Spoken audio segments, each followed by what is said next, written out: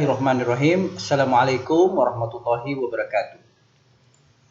Jumpa lagi pada pertemuan kali ini. Kita akan membahas beberapa hal penting terkait dengan apa bagian-bagian yang perlu dikoreksi dalam sebuah usulan proposal skripsi. Nah, berikut ini kami sajikan beberapa bagian proposal skripsi. Pertama adalah latar belakang masalah yang belum fokus pada agenda permasalahan utama. Jadi, solusinya fokuslah pada jawaban pertanyaan so what, how and why dengan inti masalahnya. Nah, peran orang tua dan pembelajaran daring mata pelajaran PNBKURTI di SD Tafis Rumah Gorontalo misalnya, maka pertanyaannya adalah ada masalah apa dengan orang tua selama pembelajaran daring di masa pandemi COVID-19 ini? Loh, bagaimana ini bisa terjadi? Mengapa ini terjadi? Serta problem lainnya. Dalam konteks penelitian studi tokoh misalnya, maka pertanyaan yang kita ajukan, misalnya apa yang menarik dengan tokoh pendidikan yang satu ini? Mengapa tokoh ini dipilih? Bagaimana kiprahnya? Serta problem lainnya yang saya kira menjadi relevan. Solusi yang berikut adalah tentunya data dan fakta dan kecukupan data dukung menjadi penting. Kemukakan fakta lapangan dan data yang menegaskan bahwa ada masalah serius terkait dengan peran orang tua dalam pembelajaran daring. Berikutnya, lokus tempat penelitian harus ditetapkan. Ketiadaan lokus atau tempat mengisyaratkan bahwa peneliti tidak memahami konteks penelitian yang diusulkan. Nah, dalam judul ini tempatnya jelas di SD Tafis Rumah Gorontalo. Berikutnya adalah sertakan dalil-dalil nas Al-Quran dan hadis untuk memberi arah dan nilai serta atas usulan penelitian ini, selain regulasi pemerintah. Nah, dalil-dalil nas itu serta riwayat yang muktabar akan menjadi basis harapan peneliti terhadap fokus masalah. Berikutnya adalah masalah yang mendasar. Penyusunan teori dicampakkan begitu saja, konstruk setiap variabel kabel. Nah, apa yang perlu dilakukan? Sekali lagi, fokuslah pada inti variabel yang dipilih. Hindari pembahasan yang luas dan bersifat umum. Ingat, rumus 5W tambah 1H. Sekali lagi, fokus kepada permasalahan yang Anda teliti. Pastikan pada akhir setiap pembahasan, rumusan kesimpulan buatlah konstruk oleh peneliti. Nah, sekali lagi diingatkan, dalam kajian teori, kemukakan dalil nas Al-Quran untuk memberi arah dan nilai atas usulan penelitian saudara.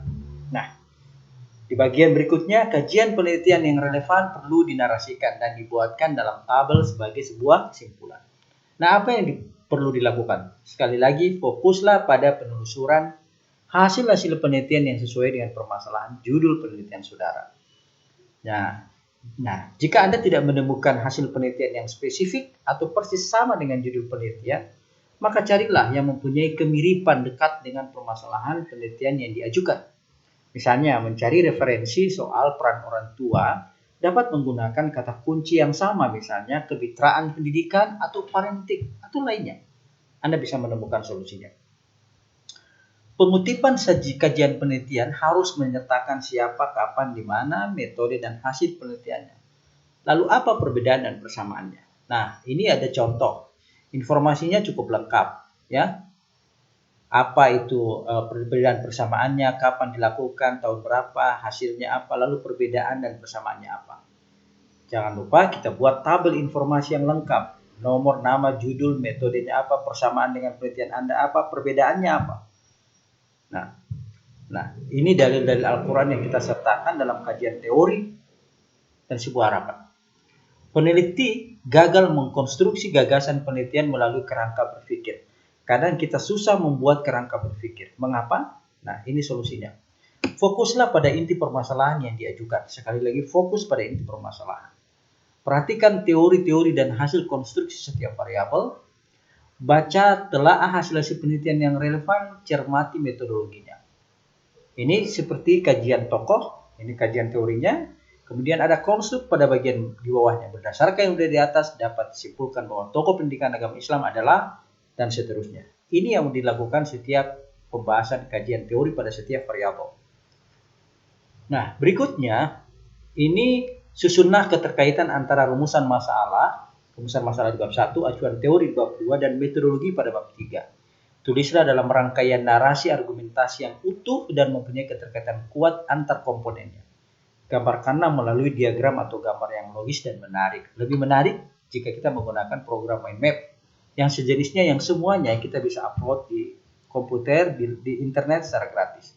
Nah, ini aplikasi mind map yang kita bisa gunakan dan kami sudah mendownload sendiri, itu Xmind dan masih banyak lagi. Nah, Anda bisa gunakan ini, banyak pilihannya, tersedia banyak pilihan untuk desain mind map untuk memudahkan visualisasi kerangka pikir penelitian kita. Ini hasilnya, hasil pekerjaan visualisasinya, dan di bagian bawah jangan lupa sertakan narasi yang menjelaskan tentang keterkaitan hal ini. Berikutnya, pemilihan metodologi belum dipahami secara utuh. Apa jenis kelaminnya? Nah, ini yang jadi soal, ya. Pilihlah jenis penelitian yang sesuai dengan tujuan penelitian dikuasai oleh peneliti. Perhatikan dan pahami ciri-ciri masing jenis penelitian yang dipilih agar jenis kelaminnya metodenya jelas. Buatlah kisi-kisi pertanyaan, kuesioner, pertanyaan arahan, dan pedoman observasi. Lalu bagi penelitian PTK menyiapkan LPP dan PTK. Nah, ini contohnya, misalnya paradigmanya menggunakan konstruktivisme sosial. Pendekatannya menggunakan pendekatan kualitatif dan metodenya menggunakan metode studi kasus. Pada beberapa video penjelasan ini kita sudah sampaikan. Lalu penulisan daftar pustaka itu sebagian besar belum memenuhi sesuai dengan pedoman. Sebaiknya baca buku pedoman penulisan skripsi jurusan PAI, pastikan daftar pustaka dengan kutipan, disusun berdasarkan abjad, perhatikan proporsional pengutipan internet hanya 2-30%. Nah, ini contohnya ada daftar pustaka sendiri diurut secara alfabet, kemudian disendirikan mana sumber yang berasal dari jurnal dan sumber yang berasal dari website. Nah, teknik penulisan perpustakaan ini akan mudah dan relatif tidak menemui kendala pengutipan jika kita menggunakan aplikasi Mendeley. Nanti untuk Mendeley ada sesi sendiri untuk penjelasannya. Lampiran usulan penelitian kurang lengkap untuk memastikan kesigapan peneliti. Jadi lengkapi lampiran penelitian usulan proposal saudara, pedoman wawancara, ada pedoman observasi, daftar informal, kalau juga jika ada daftar dokumen dan lain sebagainya. Outline skripsi, garis-garis besar skripsi dinarasikan. Jangan dibuat dalam bentuk tabel atau daftar isi. Mudah-mudahan ini bisa bermanfaat. Selamat bekerja. Sampai jumpa pada ujian proposal skripsi. Insya Allah kita tetap aman, tetap sehat, dan dalam lindungan Allah Subhanahu wa Ta'ala. Mohon maaf atas segala kekurangan. Terima kasih atas perhatian. Wassalamualaikum warahmatullahi wabarakatuh.